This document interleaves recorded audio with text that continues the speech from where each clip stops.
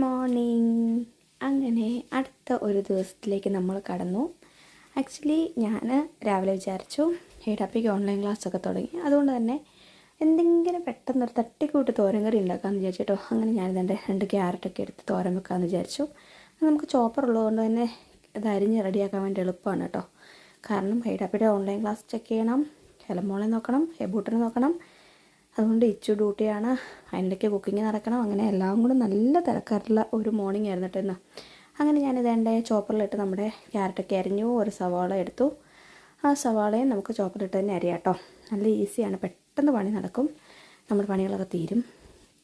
അങ്ങനെ ഇതൊരെണ്ണം തോരനൊക്കെ വെച്ച് ഉച്ചയ്ക്ക് ഊണ് കഴിക്കാം എന്നുള്ള രീതിയിലാണ് ഇരിക്കുന്നത് കേട്ടോ. ഇതാണ് കേട്ടോ നമ്മുടെ ചോപ്പർ. എന്നിട്ട് ഒരു 5 or 6 പ്രാവശ്യം ഇങ്ങനെ അതിൻ്റെ ഒരു ത്രെഡിൽ വലിച്ചാൽ മതി, അപ്പോഴത്തേക്കെല്ലാം സെറ്റായി കിട്ടും. അങ്ങനെ തന്നെ പാൻ വെച്ചു. ഞാൻ അതിലേക്ക് കടുകൊക്കെ പൊട്ടിച്ച് ഇതുണ്ടാക്കിയെടുക്കുന്ന കേട്ടോ കാണുന്നത്. മീൻവയിൽ പിള്ളേർ നല്ല അലമ്പാണ്, പ്രത്യേകിച്ച് ഹെബൂട്ടൻ ഒരു രക്ഷയില്ലാത്ത അലമ്പ്. ഇച്ചും കൂടി ഇല്ലാത്തതുകൊണ്ട് പ്രത്യേകിച്ച് പറയുകയും വേണ്ട. പിന്നെ അച്ചാച്ചൻ ഓൾറെഡി കഥ കടച്ച് അകത്തിരുന്ന് ഓൺലൈൻ ക്ലാസ് കൂടുന്നതിൻ്റെ വലിയ ടെൻഷനുണ്ട് കേട്ടോ ഹെബൂട്ടന്. അങ്ങനെ എനിക്കറിയില്ല എത്ര ദിവസം ഇങ്ങനെ ഓൺലൈൻ ക്ലാസ്സൊക്കെ ഞാൻ ഇവരെ മാനേജ് ചെയ്യുന്നു. 2 ദിവസം കഴിഞ്ഞാൽ ഹെലമോക്കും ക്ലാസ് തുടങ്ങും. അങ്ങനെ തന്നെ ഹെലമോളെടുത്ത് TV കാണുന്ന കേട്ടോ കാണുന്നത്. എന്തൊക്കെയോ ഞാൻ കാർട്ടൂൺ വലിയ ഒച്ചയൊന്നും ഇല്ലാത്തത് വെച്ച് കൊടുത്തു. അപ്പം അവളതൊക്കെ ഇരുന്ന് കാണുന്നതാണെന്നേ. അങ്ങനെ ഹെബൂട്ടൻ ഇതാണ്ടേ ചെറിയൊരു അലമ്പും വഴക്കൊക്കെ കഴിഞ്ഞിട്ടൊരു പാവേനെ എടുത്തുകൊണ്ട് അങ്ങോട്ടും ഇങ്ങോട്ടൊക്കെ നടക്കുകയാണ് കേട്ടോ. ഇതാണ് കേട്ടോ ഹീഡാപ്പിയുടെ ഓൺലൈൻ ക്ലാസ്.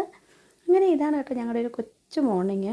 അതുകൊണ്ട് ഇടയ്ക്ക് ഒരു ഇച്ചിരി ബ്രേക്ക് കിട്ടിയ സമയത്ത് ഓടി വന്ന് ഇത്തിരി ഫുഡ് കഴിച്ചിട്ട് വീണ്ടും പോയിരുന്നാണ് കേട്ടോ അടുത്ത ക്ലാസ്സിന് വേണ്ടി. അങ്ങനെ എൻ്റെ തോരൻ കറി റെഡിയായി. നീച്ചു വന്നിട്ട് ഞങ്ങളെല്ലാം കൂടെ ലഞ്ച്